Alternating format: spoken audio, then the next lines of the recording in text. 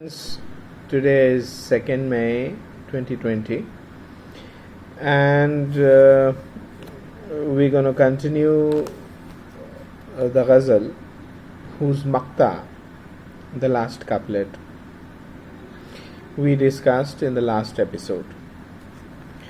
It's a simple ghazal, it'll take less time and we'll do only one share in every episode because I've got lots of notes which I've been writing for many days and I want to get them off my chest. So, ये न थी हमारी किस्मत, ये न थी हमारी किस्मत के विसाल यार होता, ये न थी हमारी किस्मत के विसाल यार होता, अगर और जीते रहते यही इंतज़ार होता। ये न थी हमारी किस्मत के विसाल यार होता, अगर और जीते रहते यही इंतज़ार होता। It wasn't our destiny that union with the beloved would take place. And again, as usual, beloved can be a human or can be God. So this was not our destiny or fate that union with the beloved would take place. If we had kept on living longer, there would have been this very waiting, this very same waiting. So there are further nuances to that. We won't go into it. We'll just get on to completing this. So one of the things which you must do, which all of us must do, which all of us have to do if we have to live an engaged life, that is, that we enjoy the life we are living, that we get up in the morning and say, yes, a new day. So sometimes I have felt, at least one morning I remember during this crisis, when I woke up and said, oh shit, another day. Now that means that I was living all wrong. Now what saved me from that? That I've got to get more involved with getting this crisis, getting us through this crisis, all of us, whoever bothers to listen to me. And as a result of that, I've just started doing things. I've just started talking. I created groups, I got people involved, we had discussions, I wrote things, I created videos, so on and so forth.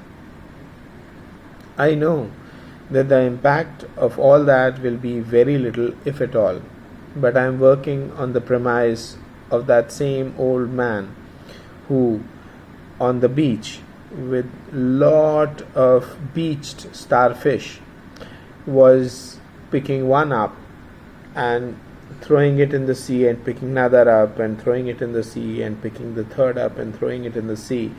And when he was asked, why are you doing all this? There are thousands of starfish, millions of starfish which are beached. They will all die anyway. Even if you make a change, it will be a minuscule change. Why are you doing it? It will make no difference at all. So the old man kept doing what he was doing. He picked up another starfish and threw it in the sea and said, see, it made a difference to that starfish.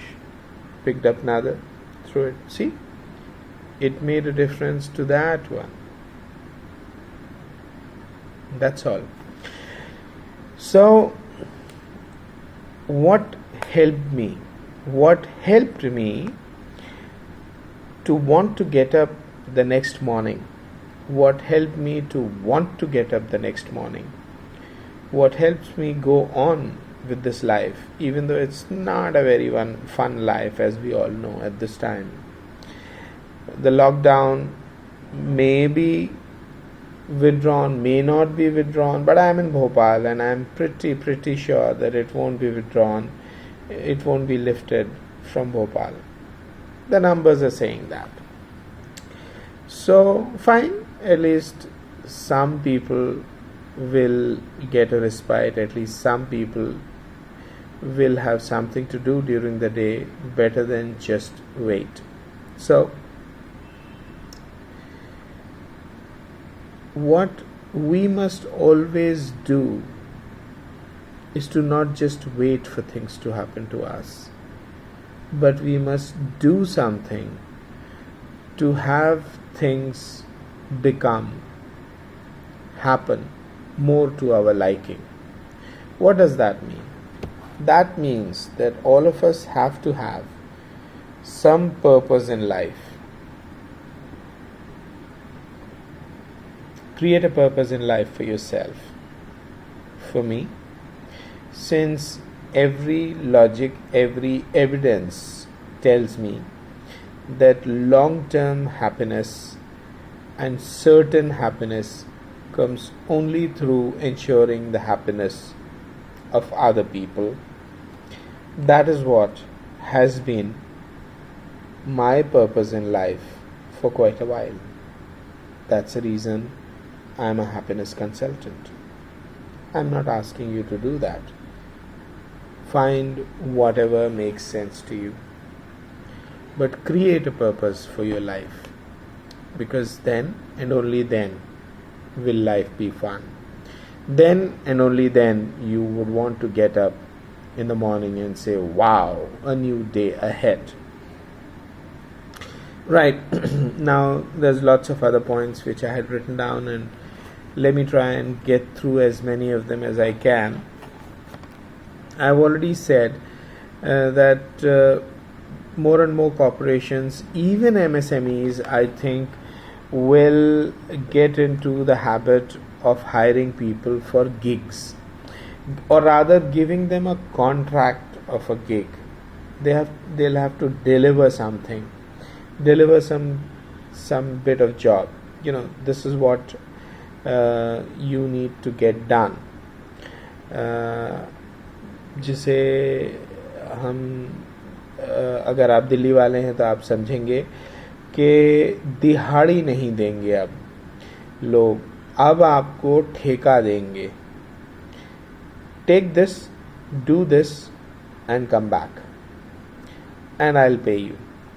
So they don't have any responsibility for that person after that job is done.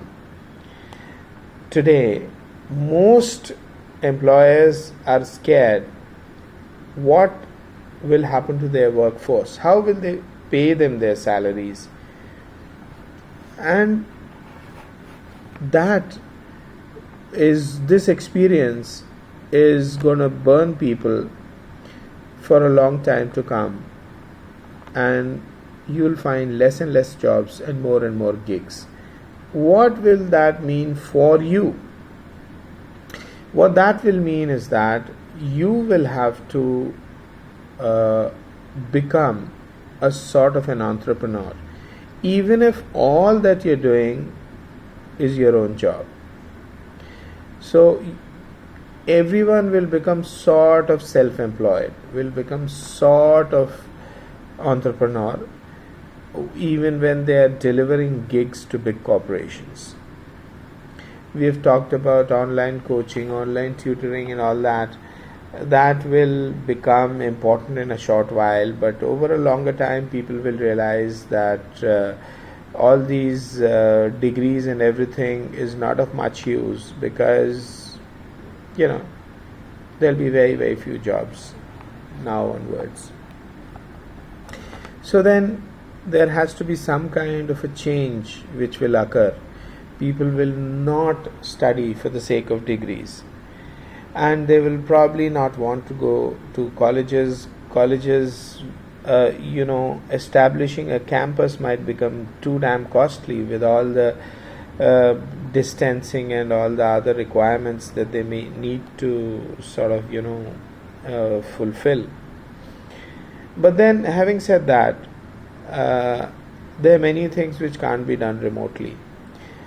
At some point, people will start preferring face-to-face meetings. Companies, people will start flying and driving and whatever they do to meet with their co-workers and to meet with their teachers and their class. The experience of a class is different when you're physically there with your friends.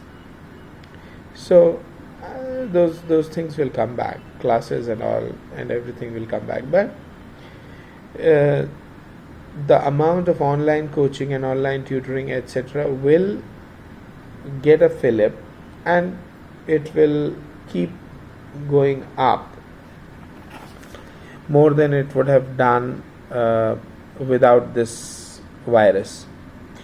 Mental health, telecounseling, all these will also become important. Food production and food production independence will become important. So some people will take up home food gardening if they can do that in their houses. Some people will move to let's say more open neighborhoods instead of living in flats and so forth. They'll probably want to go and live and play in a place where they have houses, not flats, and with some amount of land where they can do their home food gardening and at least be independent in some measure. Hydroponics will sort of get a fillip. A lot of people will create food through hydroponics for themselves and for selling. So if you want to get into that, this is the right time to do that, to learn about it and to start experimenting with it, so that by the time everything is open, that's a business that you have running.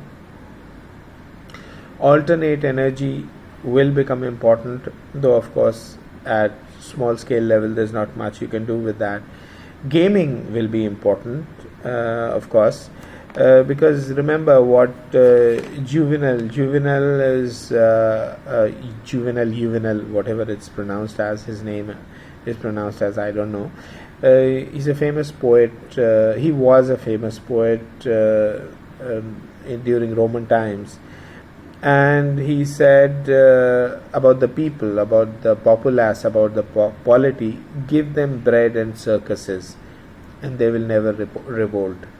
Circus means some kind of an entertainment.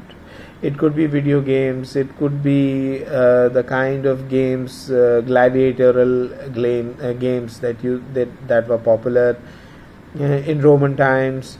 Or it could even be tali bajana and all that, So all that, all these things where you have some kind of an entertainment going, that is termed as a circus in that terminology. Circenses, that's what he used. So give them bread and circus and they will never revolt. So because those are the basic things, you need food for your body and food for your mind. And when you look at your family, that's all you have to provide to them: food for their bodies and food for their minds. So doing what shall I say, doing useful work with people's minds is difficult, because people themselves don't want to do that. And it's also difficult for you, the person who's running that whole thing. So it's much easier to do a circus.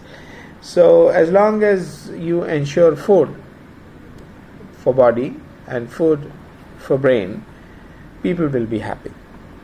So they'll not revolt against you. So gaming, like hydroponics and home food gardening and everything, will become important. It will be a good opportunity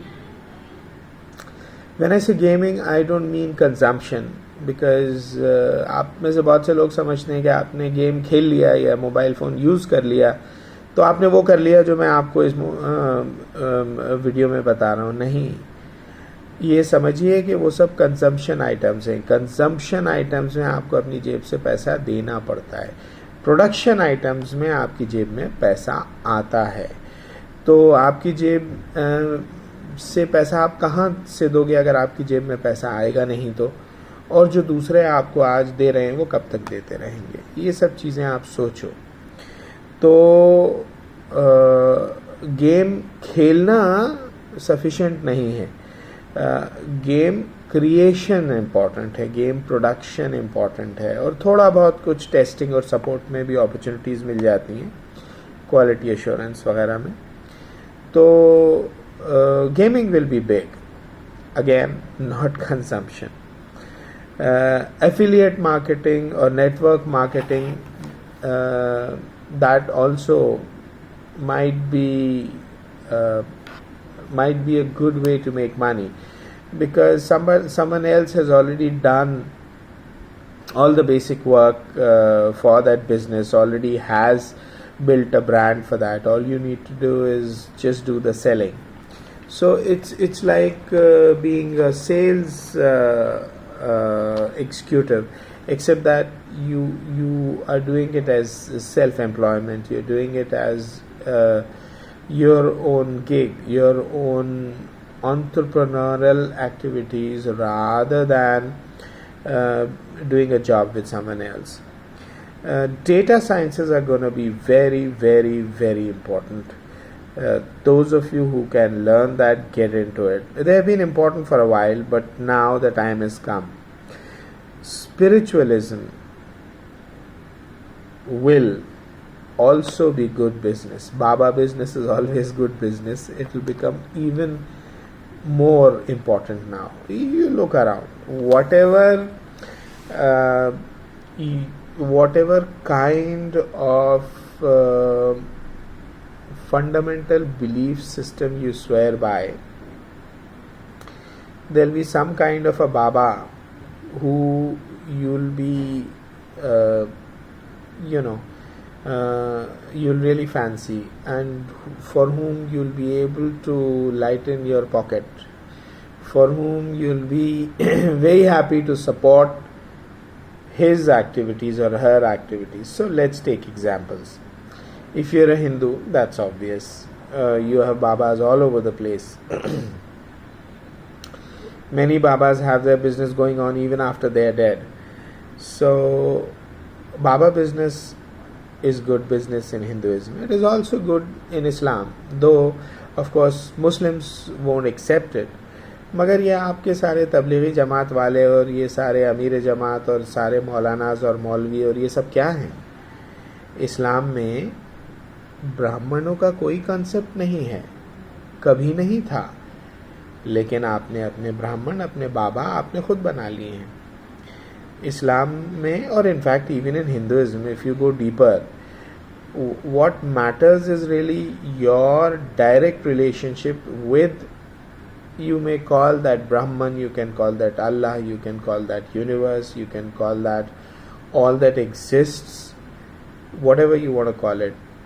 But in every system, if you actually understand it, the relationship is direct. But the problem is people don't want to understand it. Take, for example, Islam. The first word with which Islam started was Iqra, read. But people don't like to read, they like to listen. So for example, I was talking to someone and he said, yes, at home only we did 2 rakat namaz Jume ki.